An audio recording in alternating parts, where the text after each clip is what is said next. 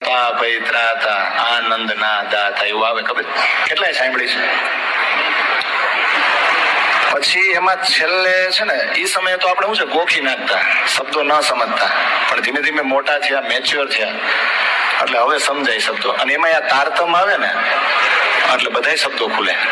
એમાં છેલ્લે આવે, છેલ્લે એ મને હમણાં ખબર પડી, અદ્વૈતે આનંદ દિશે વેદ ખરે વદતા, દ્વૈતે મિલન મધુરુ, દ્વૈતે મિલન મધુરુ, માણું ઘનશ્યામ. બોલે ને આવું જો એ શબ્દો સમજો. અદ્વૈતે આનંદ દિશે, દિશે એટલે દેખાય. અદ્વૈત ક્યાં છે? જ્યારે આપણે મહાકારણની ચર્ચા કરશું ને, અદ્વૈત ભૂમિ છે. જયારે આ મોસાગરની રાત્રિ નહોતી બની, ત્યારે આ સંસાર નહોતો, ત્યારે પરમધામ હતું, છે અને રહેશે. તો સ્વાધ્યાય પરિવારમાં આરતી છે, એમાં છેલ્લી બે કડી છે ને યાદ કે અદ્વૈતે આનંદ દિશે. અદ્વૈત ભૂમિ જે છે ને એમાં શું છે? આનંદ. આનંદ ને આનંદ. એવું કોણ કે છે? તો એ આરતીમાં જ કે છે વેદ ખરે વધતા. કોણ વધે છે? કોણ બોલે છે આવું? કોણ સાક્ષી પૂરે છે કે અદ્વૈત ભૂમિ છે, પરમાત્માનું ધામ છે, ત્યાં નકરો આનંદ જ. એવું કોણ બોલે છે? આપણે નથી બોલતા, વેદો એવું કે છે.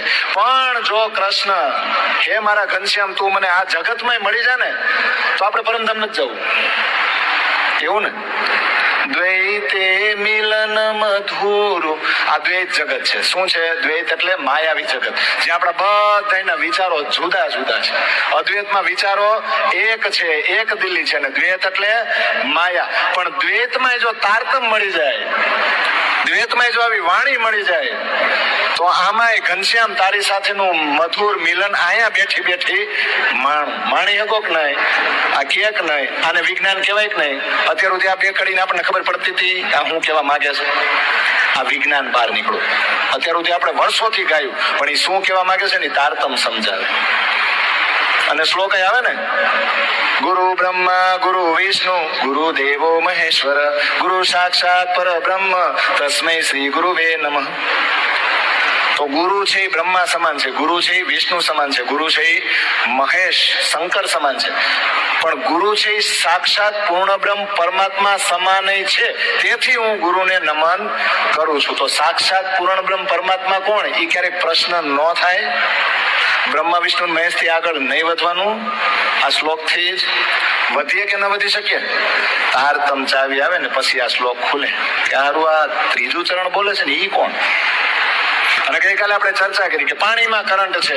આ બધા સાધનો કરંટ વિદ્યુત પ્રવાહથી ચાલે છે. વિદ્યુત પ્રવાહ તમને દેખાતો નથી, તમારો જીવ નથી દેખાતો, વિદ્યુત પ્રવાહ નથી દેખાતો, ઓક્સિજન નથી દેખાતો. આ ત્રણેય વગર જીવી શકો છો? અત્યારે દિવસે પાવર જાય ને તોય તમને એમ થાય સૂનું સૂનું લાગે. દિવસે તડકો હોય, બધું હોય, પણ પાવર જાય ને એટલે એમ થાય આપણી જિંદગીમાં કઈ ખૂટે છે, ગમગીન નથી થઈ જતા. આજે આ વીજળી સાથે આપણે કેટલા સંકળાઈ ગયા કે વીજળી વગર આપણે રહી શકતા નથી. દેખાય છે વિદ્યુત પ્રવાહ? કાંઈ દેખાય છે? હમણાં પાવર જાય કેવું ઠપ, અત્યારે માઇક બંધ, શૂટિંગ બંધ, આપણા બીજા એકબીજાના ચહેરા ન જોઈ શકે, લાઇટો બંધ. પણ યાદ રાખજો, આ ગમે એટલી મોંઘા ભાવની લઈ વસ્તુઓ પાવર ન હોય તો. અમે ત્યાં સુરત બહુ ઉદાહરણ આપી, ડબલ ડેકર ડબલ દરવાજાની ફ્રીજ લાવવી, પછી આજુબાજુ વાળાને ચા પીવા બોલાવી, હાવ. પછી કે જુઓ અમારું આ ફ્રીજ ચમકતું જ હોય ને બહારથી, પછી બધા ખાના બતાવી, પણ પાવર ન હોય ઘરમાં. પછી ઓલા ચા તો પી લે, પછી એમ કે ઠંડુ કરીને તો બતાવો કઈક. હા હે ઠંડુ કેમ? તો મહત્વ ફ્રીજ નું, પાવર નું. એમાં પ્લગમાં ઓલી પિન ફિટ કરી દોડ્યું છે ને એનું મહત્વ નથી. ઈ દેખાય છે, ઈ ભૌતિક આકાર છે, પણ એની અંદરથી જે પસાર થાય છે ને એ નથી દેખાતું. પણ આપણને વિશ્વાસ છે કે કાંઈક તો પસાર થાય છે, ને જે પસાર થાય ને એનો અનુભવ થાય, દેખાય. ગઈકાલે કીધું હતું ને, લાઈવ વાયર ને ટચ કરજો અને ભીના રીતે ચાપને હટજો. સેન્સિટિવિટી હોય ને, જે સંવેદનશીલ હોય એને તરત શોક લાગે, ઘણા સંદેશો પહોંચતા વારે લાગે, આવું હોય. પણ યાદ રાખો વિદ્યુત પ્રવાહનું મહત્વ છે. તમે જે શ્વાસમાં ઓક્સિજન લ્યો છો ને એ કોરોનામાં ખબર પડી કે ઓક્સિજનનું શું મહત્વ. બાકી તો બધાને એમ લાગે કોરોના એટલે ભૂત, દેખાણું એમ થયું. જેને ભૂત જોયું જ નથી એને ખબર નથી કોરોના કેવો છે, પણ જેને શ્વાસ લેવામાં તકલીફ પડી ને અને જે છેલ્લે વેન્ટિલેટર ઉપર ગયા ને ત્યારે એને ખબર પડી કે હું ગમે એટલા પૈસા આપવા તૈયાર છું, મને ઓક્સિજન આપો. આ ઓક્સિજન મફત મળે.